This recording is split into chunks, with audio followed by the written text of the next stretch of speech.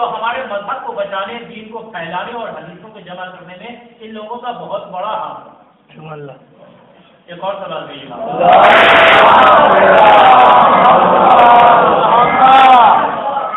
یہ ہے علماء کی فضیلت،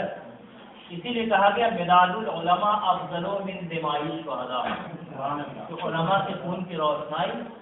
شہداء کے خون سے افضل، علماء کے قلم کی روشنائی شہداء کے خون سے افضل۔ یہ علماء کی زحمتیں تھی کہ یہ حدیث آج تک، اور یہ معجزات کا واقعہ ہے۔ اتنے دشمنوں کے ہونے کے باوجود، کتاب متعدد مرتبہ کتب خانہ جلا دینے کے باوجود، اب آپ یہ ذرا احساس کریں کہ جب شیخ مفید کا کتاب خانہ جلایا گیا اور انہوں نے بیٹھنے کے بعد حدیثوں کو لکھنا شروع کیا تو اب ان کے ذہن میں کتنی حدیثیں ہوں گی؟ بغیر خدائی مدد کے یہ کوئی تو ہمارے اماموں کا اور ہمارے خدا تعالیٰ کا یہ کرم تھا، اور اس کا کرم ان علماء کے قابل حال تھا کہ جس طریقے سے انہوں نے اس کو لکھا اور لکھنے کے بعد ہم تک پہنچایا۔ عزیز و تاریخ میں چند افراد اور چند شخصیتیں ایسی نظر آتی ہیں کہ جن کا وجود دعاؤں سے ہوا، امام کی دعاؤں، ان کے لیے خود امام نے دعا کی، جیسا کہ میں نے ابھی عرض کیا کہ شیخ مفید شیخ صدوق کے والد داولت تھے اور انہوں نے ایک نامہ لکھا، نامہ لکھنے کے بعد امام سے التجا کی کہ آپ دعا کیجیے، اور امام زمانہ علیہ السلام نے دعا کی۔ اس کے بعد وہ شیخ صدوق اس دنیا میں پیدا ہوا۔ تو اس زمانے میں ہمارے 12ویں امام کے دور میں شیخ صدوق امام زمانہ پیدا ہوا۔ اور ایک اور دعا مجھے نظر آتی ہے کہ اس دعا کا اثر کربلا کے میدان میں نظر آیا، جب مولا کائنات نے یہ سنا کہ کربلا میں ایسا وقت آئے گا ہمارے حسین پر، مولا کائنات نے دست دعا بلند کی، پروردگار مجھے کوئی ایسا لال عطا فرما کہ جو کربلا میں حسین کے کام، اور خداوند عالم نے اسی طریقے کی اولاد عطا کی، اور اس کے لیے مولا کائنات نے کہا کہ کسی بہادر خاندان کی ہمارے لیے موجہ تلاش کرو۔ کیوں؟ اس لیے تاکہ ایک بہادر فرزند پیدا ہو۔ اور یہ حقیقت ہے عزیزان محترم کی کربلا کے میدان میں عباس کا بڑا بہادر کوئی انسان نہیں تھا۔ جب تک عباس سرزمین کربلا پر موجود تھے، دشمنوں کی یہ ہمت نہیں تھی کہ آس گاہ کے خیمے کی طرف دیکھو۔ آج نویں محرم ہے، عزیز و محرم ہماری اور آپ کے درمیان سے رخصت ہو رہا ہے۔ کس طریقے سے یہ ایام ادا آیا اور کیسے چلا گیا تو پتہ بھی نہیں۔ حق سے گریا ہم ادا نہیں کر سکے، جو امام کا رونے کا حق تھا اسے ہم پورا نہیں کر پائے۔ انشاءاللہ آئندہ زندہ رہے تو پھر ایام ادا میں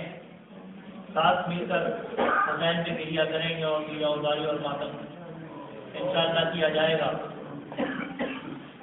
عزیز و کربلا کے میدان میں تاریخ لکھتی ہے کہ سب سے معصوم کلیم کہ جسے تاریخ نے اصغر کے نام سے یاد کیا،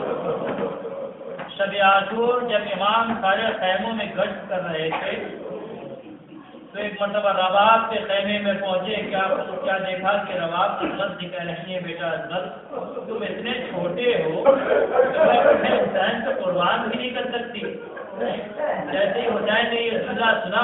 کہا کہ رباب تم فکر نہیں کرو، کل کربلا کے میدان میں اصغر کو اتنا بڑا بنا دوں گا کہ یہ اصغر کے بھی بڑے نظر آئیں گے۔ عزیزوں جب اصغر جب مدینے سے چلے تھے تو فقط 10 دن کے تھے، اور اس 10 دن کی عالم میں تاریخ لکھی ہے کہ جب بہن سے رخصت ہوئے تو بہن کی گود نہیں چھوڑی تھی، سغرا کی گود سے لپٹ گئی،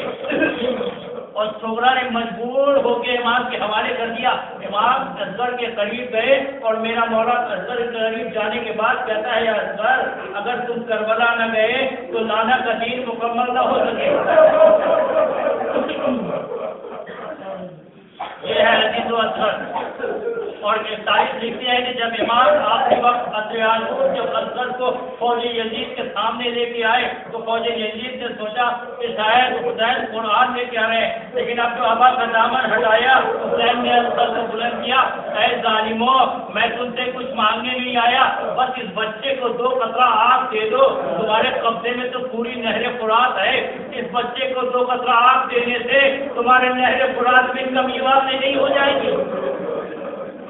لیکن تاریخ کہتی ہے کہ اصغر کو 1 قطرہ آگ بھی نہ دیا گیا۔ ایسا ہوا کہ امام نے کس انداز سے کہا تھا، عجیب بے بسی کے عالم میں امام نے یہ جملہ کہا تھا، جیسے ہی امام نے یہ جملہ کہا تاریخ لکھتی ہے کہ فوج یزید منہ پھیر کر رونے لگی،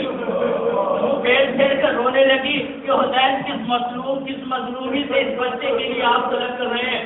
تو تاریخ لکھتی ہے کہ جب کسی نے اصغر کو پانی نہیں دیا، جب امام نے دیکھا کہ اب اصغر کو پانی نہیں ملا، ایک مرتبہ اصغر کو جلتی ہوئی ریت پر لٹا دیا، کہا ظالموں کیا تم یہ سمجھتے ہو کہ اصغر کے بہانے میں پانی پی لوں گا تو آپ خود ہی اصغر کو پانی پلا دو۔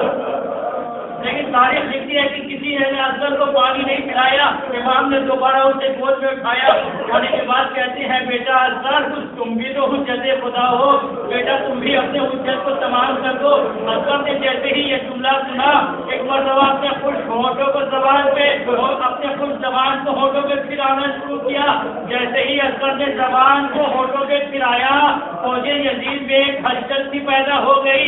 ایک اچانک غلبہ ہو گیا، جیسے ہی ہرملا نے یہ دیکھا کہ شاید بغاوت نہ ہو جائے، اب اس نے کمان میں تیر جوڑی، جیسے ہی چلانا چاہتا ہے ایک مرتبہ ہاتھوں میں لرزہ طاری ہوا، تیر گر گیا، ہرملا تیر نہ چلا سکا، دوبارہ کوشش کی پھر تیر گر گیا، تیسری مرتبہ چاہا پھر بھی تیر گر گیا، ایک مرتبہ عمر ساتھ کہتا ہے ہرملا